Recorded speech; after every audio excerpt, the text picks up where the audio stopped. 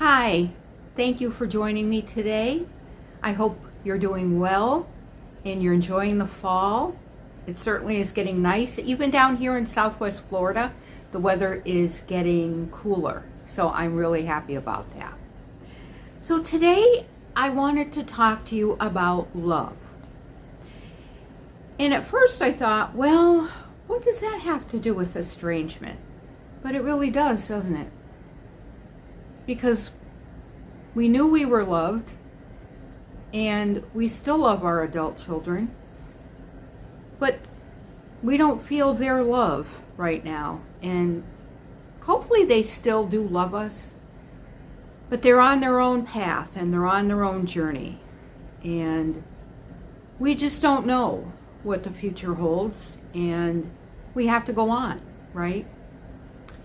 So I was thinking about, where do we get our love? Where is it coming from? You know, I have a cat, and she is the sweetest little girl, and she gives me so much love and so much joy every single day. And I'm sure all you pet lovers out there, you know what I'm talking about. Whether you have a dog, a cat, a bird, a fish, whatever, a bunny, they're all just so lovable, and they give you unconditional love. And that's so important, especially I think as we get older. And you know, if you have a husband or a wife, I'm very happy for you, because you know, you have each other and you have that support from each other. And even going through this estrangement or whatever hard times you have to go through, you have that partner, and that's wonderful, you know. And if you have other children and you have grandchildren, you know, you're spreading your love amongst a lot of different people. And not that estrangement from, you know, whatever child it is that isn't contacting you any longer, that you can't fill that hole. But it must be wonderful to have that other family structure and that other family, you know, and other loved ones. And friends are very important, and we all know how important friends are. You know, I have a friend who we have seen each other through thick and thin, all through our years.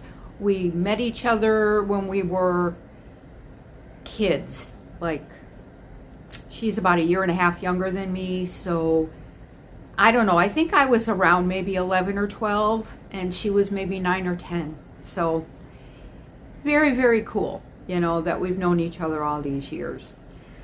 But I guess I'm talking a lot, you know, maybe mainly towards us parents that are going through estrangement and we don't have any other kids. Or maybe we're estranged. You know, I have read comments where people say, you know, I have 2 children and I'm estranged from both of them. Or I have 3 children, I'm estranged from all of them. And you know, I'm so sorry. I am so sorry. So in that way, you know, we're in the same boat. We don't have any other children to share our love with, right? And we don't have grandchildren to share our love with. So I was thinking about, what do we do, right? What do we do? Now, I know I've talked before about we need to have, you know, we need to have a life, right? We need to have something to do. And I know what you're asking me. Have I joined that senior center yet?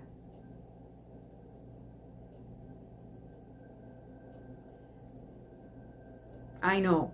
I know you're yelling at me. I know, I'm sorry. I haven't. I'm going to, though. And the day that I join that, I'm going to come on here and tell you guys, guess what I did today? But no, I haven't yet.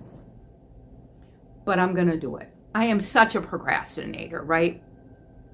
But what have I been up to these days, you ask? Well, let me tell you. Facebook has a dating site, you might say. It's free. A few years back, I was on a dating service that I paid for. And this one is pretty much the same way, only this one is free on Facebook. You put in your profile and, you know, you chit-chat, you text back and forth, you put in what you're looking for. And then if you text somebody and you both want to, you know, give your phone number out, you can talk to them, blah, blah, blah, and go from there. So that's what I've been doing. I've been doing that now for about 3 months. I am no longer doing that. It has been horrific for me to do that.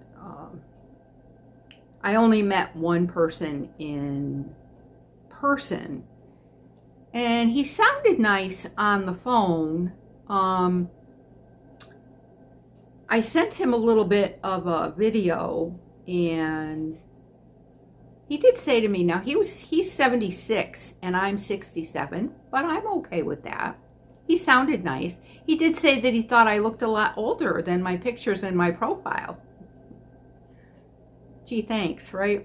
Gee, thank you. So I let that go, but otherwise, you know, we had a couple of good conversations. So I met him about a month ago. I met him at Dunkin' Donuts. And we hugged. He was waiting outside for me. We went in. We ordered our coffees, and we went in the back room of Dunkin', where there was only really 3 people that were sitting. Otherwise, there was a lot of empty tables, and it was very, very quiet in there. So we sit down, and he starts yelling, like projecting his voice.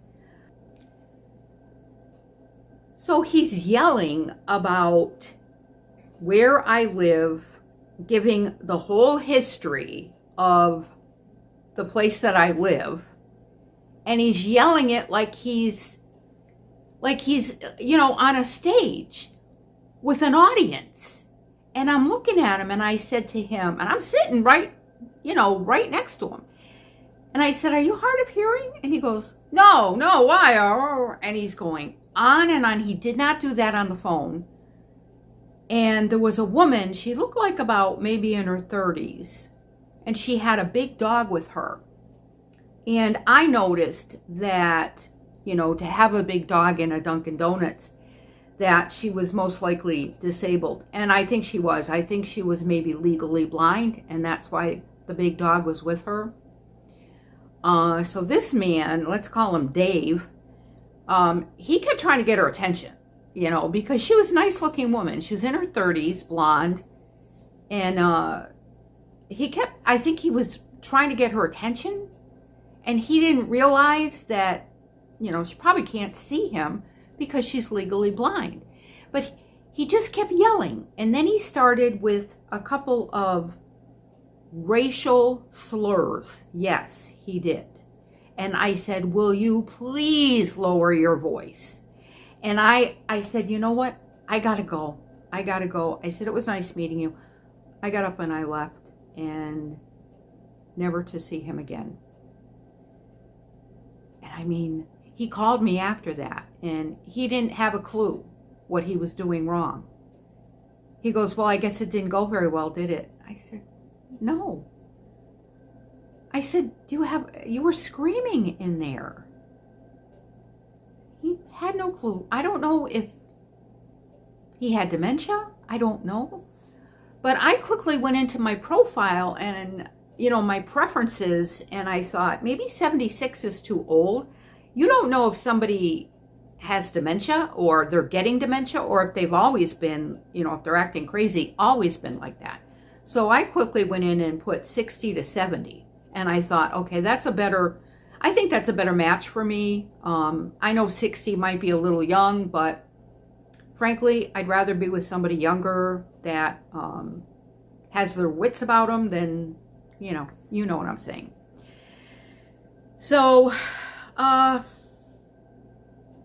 to a few other guys. I didn't meet anybody else. And the last one really got me because he seemed very nice. And then the second night I talked to him, He was drunk. I know he was drunk.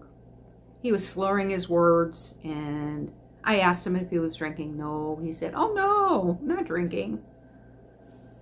And, you know, I can't be around that. I'm an alcoholic in recovery. And I don't mind if somebody has a cocktail with dinner, even a couple drinks. But I'm certainly not going to go bar hopping with him. And I can't drink at all. And I don't want to be around somebody who is drinking every day and drinking large quantities. And it's not fun to watch somebody sit on a couch and drink themselves into oblivion.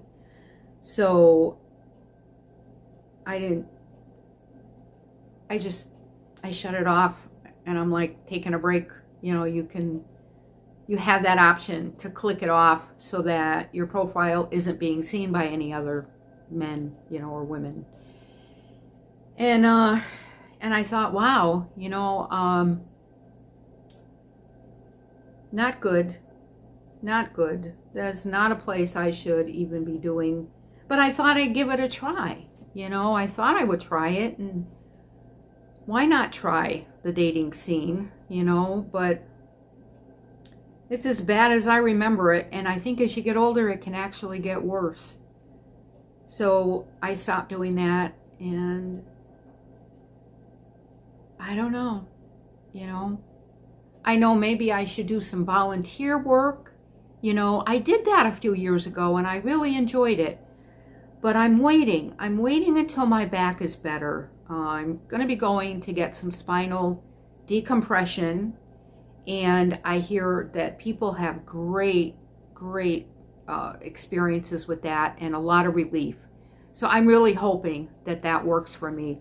Because the way my back feels now, my legs feel very heavy. And I know this isn't about my health issues, but I just don't feel like doing much, you know? I just don't. I'm not as active as I used to be, and I know it's because of my back situation.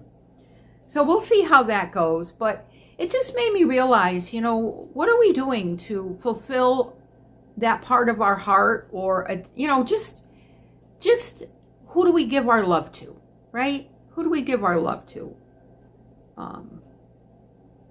I do have friends. And I'm very grateful for them. But I guess I'm missing, what I feel like I'm missing is family. You know, I don't have siblings. My parents have been long gone. And even I had a couple of cousins that I was kind of close to, but, you know, we lost track over the years. One of them is up north, and the other one lives down in Pennsylvania. Well, I should say up in Pennsylvania, because I'm in Florida. But, so, you know, I don't have family around, and I miss that. You know, I really miss that. And I've also, you know, I've been reading all the comments that you've been making, and I appreciate all of you. And I appreciate all of the comments that I'm reading. And they're so caring, and they're very, very insightful. And I know a couple people have said, in fact, more than a couple people have said that, you know, I need to let my son go. I need to move on with my life. And I so appreciate that, you know, and I think you're right. But the bottom line is I have this channel. So I can't just forget about it. Not that I would ever really forget about it, as you know. You know, you think about it every day. You think about your child every day. And you hope that they're okay. But I do have this channel. So I do feel like I'm doing better than I was. And I haven't heard anything else. He hasn't resurfaced again in any kind of text or anything. So that's probably, I hate to say it, it's probably why I'm doing better. You know? But let me know, you know, what you've done to maybe, I don't know. Nothing will take the place of our adult children or our grandchildren, but we, you know, when you have a lot of love, you feel like you have a lot to give to other people, but you don't have the people around, right, to give to. What do you do? What do you do? And so that's what I'm trying to figure out right now. You know, I'm hoping, like I said, my back will feel better, and holidays are approaching, and I'm looking forward to it. I really am. I'm going to keep an open mind, and I think I'm going to decorate my apartment. I'm going to spend time with my good friend. And in January, I'm going to go up north and I'm going to visit some people that I used to work with. And I worked with them for a long time. And we haven't seen each other in a long time. So that's going to be such a happy reunion. And I'm really looking forward to that. So I think it's important to also have something to look forward to, right? It just makes life sweeter, you know? So let me know what you do to compensate for, I don't know, for the estrangement, I guess, for that emptiness that we have, right? And if you like this video, please give it a thumbs up. Please hit subscribe. It's free. And it's so important to keep our channel going. Do something nice for yourself. It's Friday. I've been doing my videos on Friday. I think I'll keep doing it on Friday. Seems to be a good day for me. And I can say to all of you, do something nice for yourself this weekend, right? Because the weekend's special. So do something nice for yourself. And I ordered a Domino's pizza. That's a nice treat for me. So I did that for myself today. So I love you all, and I'll see you in my next one. Take care. Bye-bye.